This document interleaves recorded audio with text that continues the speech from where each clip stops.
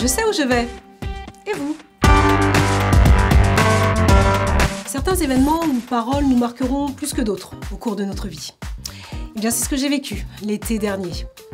Cela faisait très longtemps que je n'avais pas pris de vacances et une amie, Claudine, m'a alors proposé de l'accompagner, sa nièce et elle, dans le sud-ouest de la France pour passer une petite semaine avec elle.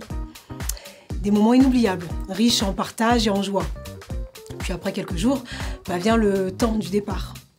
20 minutes avant que Claudine ne m'emmène à la gare pour prendre mon train, nous étions avec des amis en train de terminer de déjeuner. Quand brusquement, elle est prise d'un malaise. En quelques secondes, la situation se dégrade et nous comprenons assez vite que c'est très sérieux. Nous avons appris par la suite qu'elle avait fait un AVC. Mais à ce moment-là, c'est un tumulte intérieur que nous vivons et chacun s'empresse de lui porter secours. Nous l'allongeons et attendons l'arrivée des pompiers. Pendant ce temps, tout se bouscule dans nos têtes. Quand soudain, la voix de Claudine se fait entendre et c'est d'une voix calme, paisible et assurée qu'elle nous dit « Ne vous en faites pas, si je pars, je sais où je vais ». Ces mots ont résonné tellement fort en nous que nous en étions tous bouleversés. Mais depuis, il ne cesse un peu de m'interpeller.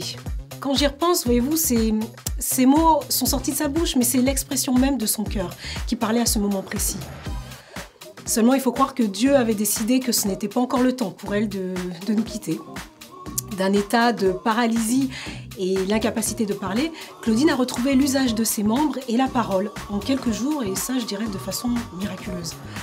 Aujourd'hui, elle est rentrée chez elle et elle va mieux. Quand on en reparle ensemble, c'est toujours avec cette même assurance qu'elle me dit « Tu sais Sabrina, je n'ai cessé et je continue encore de me préparer à cette ultime rencontre car je connais celui avec qui j'ai rendez-vous, Dieu. » Plus nous échangeons ensemble et plus nous réalisons, c'est vrai, que la vie est faite de successions de rendez-vous plus ou moins déterminants, d'étapes importantes, et cela demande de la préparation. Par exemple, depuis notre plus tendre enfance, nous suivons un parcours éducatif, nous préparant à notre avenir professionnel.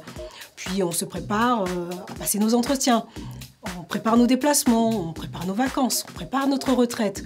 Quand il s'agit de rencontrer quelqu'un de très important, on anticipe et on se prépare du mieux que nous pouvons. Et ça, c'est tout à fait normal. Et pour ce qui est de notre vie dans l'éternité, combien s'y prépare vraiment ? Dans Jean chapitre 17 au verset 3, il est dit « Or, la vie éternelle, c'est qu'ils te connaissent, toi, le seul vrai Dieu, et celui que tu as envoyé, Jésus-Christ. » Par rapport à la vie éternelle, le temps que nous vivons sur la terre est infime, et pourtant ô combien déterminant pour l'éternité que nous passerons avec Dieu.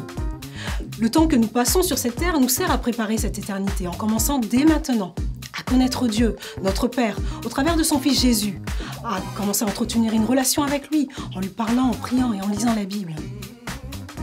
Bien que légitimes et importantes, nos préoccupations terrestres, nos projets, nos aspirations peuvent nous prendre tellement de temps et nous accaparer que nous risquons d'en oublier l'essentiel. Dieu désire que vous passiez votre existence dans sa présence et vous donne la possibilité de préparer cet ultime rendez-vous avec lui dès maintenant. Nous ne savons ni le jour, ni l'heure. Alors ne soyons pas indifférents à cet appel. Tout comme un membre à part entière de la famille de Claudine, Claudine a appris à connaître et à faire confiance à Jésus. Durant cet été 2018, au lieu de ressentir de la peur, Claudine a été envahie par une paix qui ne dépendait pas de ses capacités ou de son intelligence, car elle connaît ce Dieu qui l'accompagne dans sa vie quotidiennement et avec qui elle va passer l'éternité. Alors j'ai une question pour vous aujourd'hui. Si vous ne connaissez pas encore ce Dieu qui vous aime, voulez-vous accepter Jésus comme votre sauveur maintenant ? Et vous qui connaissez déjà le Seigneur, je vous encourage à développer une relation plus intime, jour après jour avec lui. Bonne journée.